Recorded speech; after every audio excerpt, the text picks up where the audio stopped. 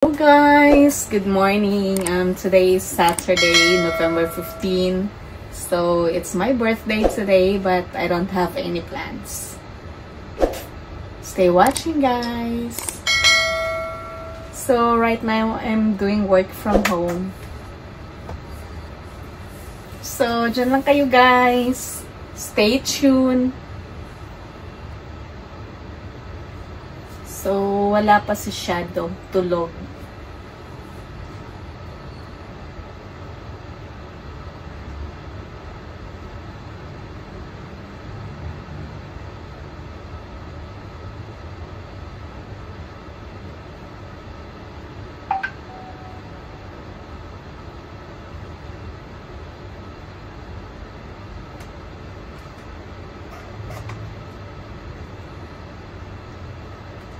I just ordered McDonald's guys. Today this will be my brunch. So actually I woke up early, but then like I was stuck up with work, so just now I'm going to eat. Continue tayo guys sa work from home ko. Sorry yung mukha ko, hindi ako nag-makeup today, so makikita nyo yung mga impurities. Alam nyo naman, nagtatrabaho ako sa insurance company, or let's say broker. And Saturday, actually for me, it's not mandatory, but then clients are expecting me to issue some policies, but my colleagues are working from around 10 a.m. to 2 p.m. so I have a client, so I'll just forward this one to her, to the underwriters, that they can issue for me. Like, I'm quite lazy on Saturdays. Diyan lang kayo guys.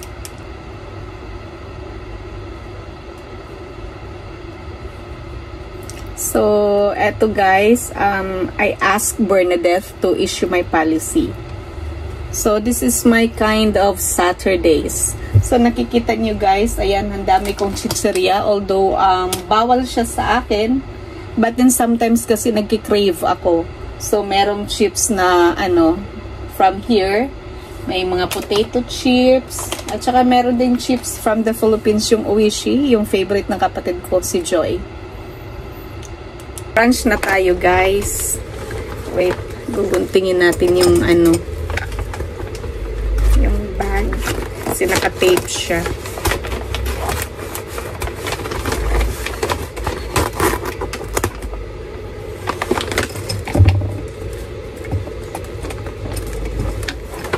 I only have water, Arwa, from McDonald's. Actually, hindi ako nag-order ng soft drinks kasi bawal siya. But sometimes din nag-crave ako. Pero konting-konti lang. And for my birthday treat, ayan, meron akong chocolate sundae. Then, yung pinaka-favorite ko na meal is ang fish fillet. Oh, see?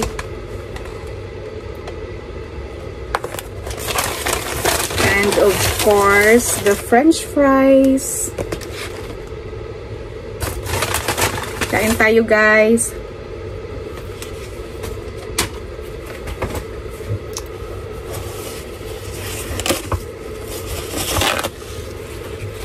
So, while waiting for the payment link, kain muna tayo.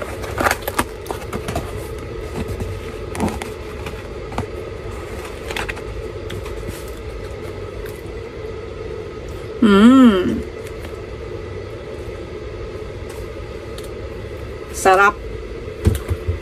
Actually, hindi ako mahilig sa ketchup sa fries. So, kinakain ko lang siya na walang ketchup.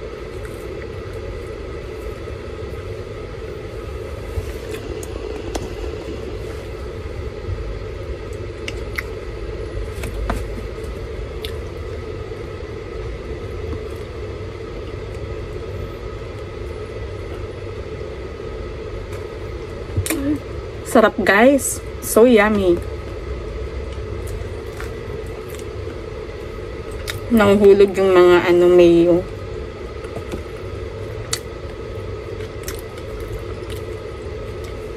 Actually guys, wala talaga akong plano to celebrate today or going out with friends or going out with someone. Kasi last July, I got some problem. I just considered as I get scammed. So like it's a big amount in United Arab Dirhams. So actually, hindi ko pa siya kayang sabihin kung anong nangyari. But then, it's really a big amount. It's around 37,000 dirhams, which I'm still paying it right now. So yung pag-celebrate ng birthday kasi magastos din. So, hindi ko siya gagawin this year. Normally kasi ginagawa ko siya, nagsiselebrate talaga ako with friends. Minsan nga umaabot pa ng 1 week yung celebration kasi from office friends, office colleagues, tapos yung mga personal friends ko, tapos yung common friends namin ng kapatid ko. So, we celebrated previous years. But this year, I don't have any plan. Kung hindi sana ako na-scam. But, of course, it's a lesson learned. Then, a very expensive lesson as what my GM told me. Na if hindi ko daw naranasan, hindi ako mag-learn ng lesson. Although napaka-expensive, napaka-mahal talaga ng lesson learned na yun. Which, next time, I should be more careful. So, I should be watchful. So, sana guys, meron kayong natutunan sa naging experience ko. Hindi ko pa siya kaya talagang sabihin right now yung detalye kung paano nangyari yun. Kasi parang, ang hirap pang sabihin. Parang ang sakit na nawala yung ganun kalaking pera. Kasi parang milyon na yun sa Pilipinas eh. No, it's not million, it's half million. Kung tutuusin. It's half or more than half. Hindi ko lang na calculate sa rate natin. So, ayun nga, napaka-expensive na lesson. So, my father died May. Then, ayun, na-scammed naman ako nung July. So, ayun nga. So, here I am. Still struggling to pay yung mga nautang ko dahil doon. But then, God's still good. Kasi I'm still alive. Di po ba guys? So, dyan lang kayo guys. Just continue watching me. So, ayan guys. Continue tayo sa pag-work from home while having our brunch.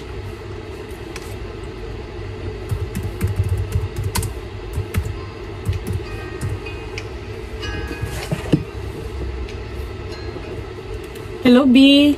Happy birthday. Thank you. Dito guys, nag-mute na ako kasi confidential yung pinag-uusapan namin. It's all about work.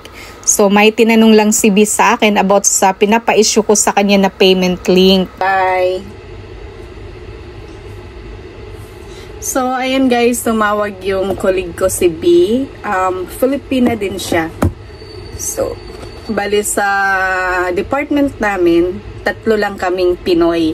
So, ako, tapos si B, tapos yung si Jan na